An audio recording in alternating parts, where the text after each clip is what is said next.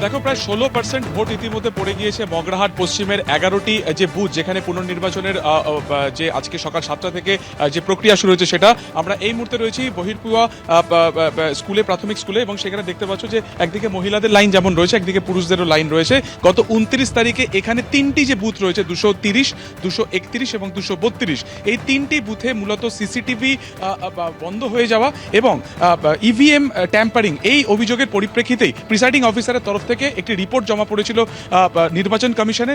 গতকাল দুপুরবেলাতে সেই রিপোর্ট জমা পাওয়ার পরে দ্রুত গতিবেগে সেখানে স্ক্রুটিনি হয় এবং স্ক্রুটিনির পরই সিদ্ধান্ত হয় যে মগরাহাট পশ্চিমের 11টি বুথে তারা কিন্তু পুনর্নির্বাচন করবেন এবং তার মধ্যে এই স্কুলের যে তিনটি বুথ তোমাকে বললাম এখানেও নির্বাচন হবে এবং তারপরে তড়িঘড়ি প্রিসাইডিং অফিসার থেকে শুরু করে যাবতীয় পুরো ব্যবস্থাপনা করা হয়, পুরো গ্রামে এই খবর দেওয়া হয় যে আজকে পুনর্নির্বাচন হবে এবং আজকে সকাল 7টার পর থেকে কিন্তু এখানে নির্বাচন শুরু হয়েছে এবং গত 29 তারিখে ঠিক যেরকম নিরাপত্তা দেখা গেছিল আজকেও তেমনই রয়েছে। সেন্ট্রাল ফোর্স গেটের বাইরে রয়েছে, সেখানে সচিত্র পরিচয়পত্র দেখার পরই কিন্তু যারা ভোটাররা রয়েছেন তাদেরকে ভেতরে যাওয়ার অনুমতি মিলছে এবং এখনো পর্যন্ত যেটা খবর যে 16%-এর মতন ভোট পড়ে গিয়েছে কিন্তু মগরাহাট পশ্চিমের এই 11টি বুথে।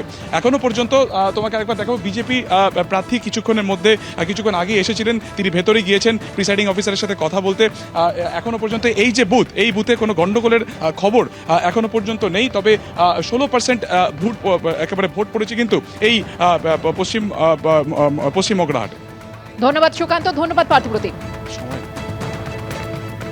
মগরাহাট পশ্চিম এবং ডায়মন্ড হারবারের মোট 15টি বুথে পুনর্নির্বাচন হলেও ফলতায় কি হবে এখনো কিন্তু ধোঁয়াশা কাটেনি। এই বিষয় নিয়ে আরো বিস্তারিত জানবো, কথা বলে নেবো। সরাসরি আমাদের সঙ্গে রয়েছেন প্রতিনিধি রুমা পাল। রুমা, ফলতার 23টা বুথ নিয়ে কি কোনো রকম সিদ্ধান্তে পৌঁছতে পেরেছে নির্বাচন কমিশন? কি আপডেট তোমার কাছে?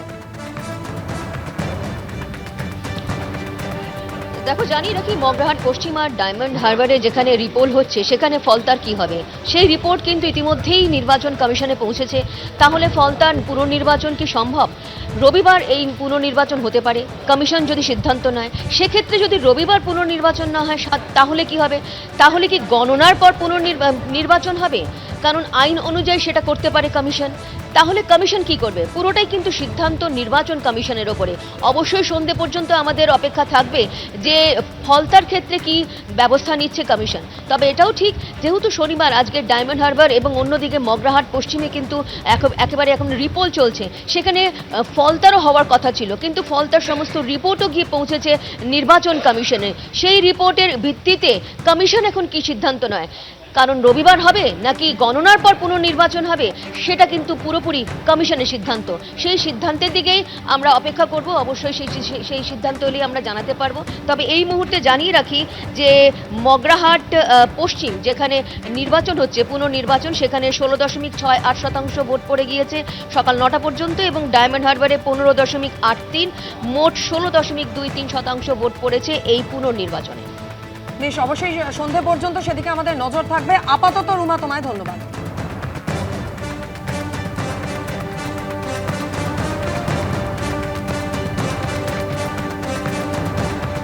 অন্যদিকে আজ আমাদের নজর থাকবে সুপ্রিম কোর্টের দিকে, তার কারণ হাইকোর্টে মামলা খারিজ হয়ে যাওয়ার পর সুপ্রিম কোর্টে তৃণমূল কংগ্রেস এবং আজ সকাল 10:30টায় সুপ্রিম কোর্টের সাংবিধানিক বেঞ্চে শুনানি হওয়ার সম্ভাবনা রয়েছে। তৃণমূল কংগ্রেসের মামলার শুনানির সম্ভাবনা রয়েছে আজ।